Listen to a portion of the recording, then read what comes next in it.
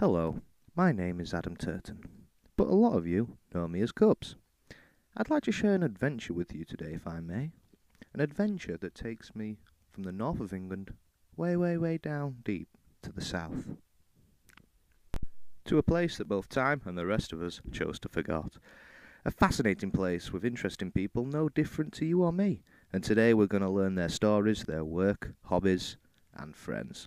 And we're going to show you that it's not just some backward place. This is a look at real people and real lives.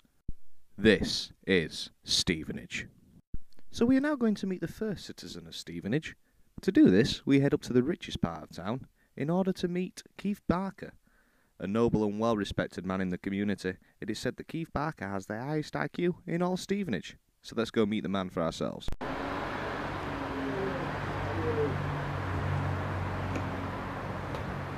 Morning, Buff. Morning, Excuse me. Oh, that's better. You alright? Keith, do you mind if we ask you a few questions? I can't really at the moment, bro. I'm late for work. Work down in the local paper packing factory. If you want, I'll meet up with you in a bit. I'm meeting my mate Mike. We're doing a bit of socialising, so you're welcome to join us then. But I've got to dash my rides here, so I'll see you in a bit, yeah? See you later. Alright, bro. Got to lock up. Although it's quite a safe area around here. Keith informed us that horse riding was the most popular form of transport in Stevenage. Unfortunately, Keith has to go to work now, but we will rejoin him later on. Before Keith Barker left to go to work at the paper factory, he informed us of another Stevenage resident we might be interested in meeting. Paul Reynolds is Stevenage's most distinguished entrepreneur and inventor. This was a fantastic opportunity to see what fine products and services Stevenage has provided for the rest of us in the country. So we headed down to his workshop where he agreed to talk to us about his work. Oh, alright, bro. Give us a minute. Let me just, where's my glasses? Oh, here we go. Ooh, let me just take these goggles off. Ooh, easy. Oh, what a day. Alright. Morning, Paul. So you're the town's most successful inventor? Yeah, that's right, yeah. Do my bit here in my trusty old workshop. Yeah, like to have a dabble with, learning things. Yeah, so that's me. What have been some of your past inventions, Paul? Well, the first thing that I developed was the chocolate fire guard. Basically, when I had my little lad Archie, he basically used to go over to the fire as inquisitive little lads do, and he used to, start to try and mess about with the fire. So I thought, we'll put something in front of it that maybe might distract him. Then, winner, winner, chicken dinner, as they say. So yeah, that was that one. And then my great uncle, he was a keen helicopter flyer, and he actually died in a crash, which was a great shame. Family was really upset about that one.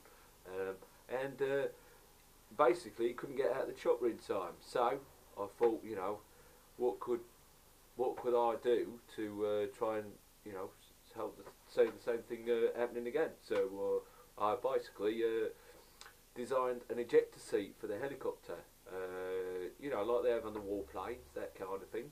It basically just pings you out the top if you're in a spot above her, and then you can parachute down to safety. So also I've got one of them here.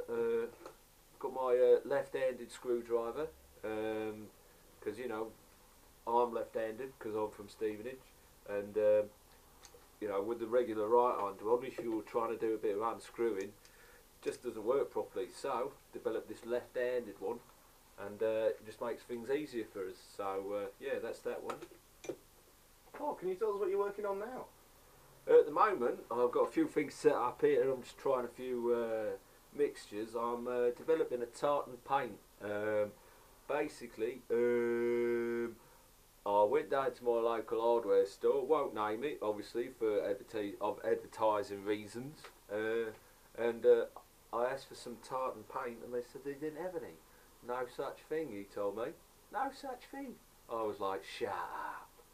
So I thought, you know, there's a gap in the market there. Make a few quid. Know what I'm saying?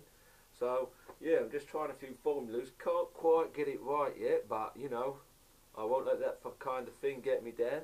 And yeah, you know, you'll have to check back with us because it's not quite ready yet, but it's work in progress.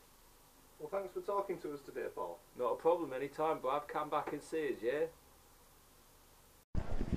After lunch, we left Paul Reynolds in his workshop and headed into Stevenage's city centre, where we found a real treat. Stevenage's most successful actor, Gary Hobbs, was signing copies of his newest DVD at the local entertainment shop. This is an amazing opportunity to see a cultural side of Stevenage, and we couldn't pass up the opportunity to meet a local celebrity like Gary Hobbs. So, we headed inside to meet the man for ourselves.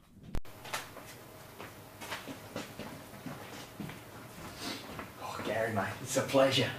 No problem, Bob. There you go. Enjoy that. Cheers, mate. So, Gary, what roles have you been in recently? Well, you know, growing up in Stevenage has really helped me with my acting career, bringing some of my real life experiences into my roles. I've been in London's Burning. I was a tramp who was squatting in a block of flats that caught fire, and unfortunately I died from my injuries in that one.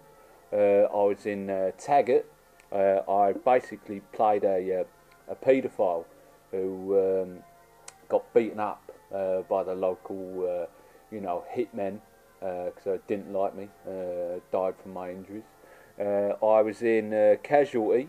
I basically played a mugger in that one who, unfortunately, when he was trying to mug his victim, they actually snatched the knife off him and ended up stabbing me, and I died from my injuries. And then I was in Soldier Soldier. Remember that one? I was basically a soldier who I was shot by the captain for being a traitor and died from my injuries in that one.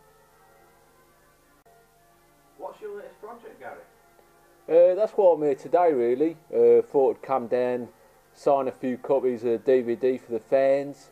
I was in Midsummer Murders, and I was basically playing a convict who escapes from the local prison, ends up in Midsummer, and yeah, kind of fall in with the wrong crowd, and end up taking a accidental heroin overdose. Sorry, yeah, and I pass away.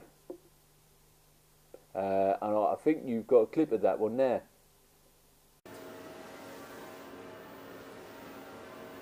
Yes, that's him. So, Gary, have you been in any roles where you've not been playing a corpse? Yeah, well, my agent, who's also my mum, basically got me a role in Brookside, speaking part. But fortunately, the show got cancelled before that one went to shoot. Also got me a role in The Bill, doing a couple of lines actually in that one. But same again, yeah, that one got cancelled before that one went to shoot as well. Well, thanks for talking to us today, Gary. Oh, no problem, bruv, anytime. After seeing a cultural side of Stevenage with Gary Hobbs, we headed to Stevenage's Hospital in the hopes of meeting the town's newest